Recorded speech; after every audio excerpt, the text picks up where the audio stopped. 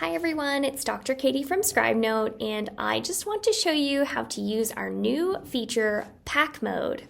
So just like it sounds, Pack Mode is for multiple animals, so 4 or more. So basically like a herd health exam or a litter exam.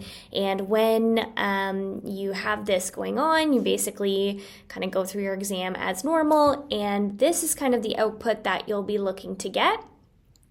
So you'll get a general history in your subjective, and then your objective findings will be kind of more succinct, so kind of summarized, like you see here, kind of genders listed, and then all systems within normal limits, or kind of if you said anything specific, that will be kind of noted for each individual pet.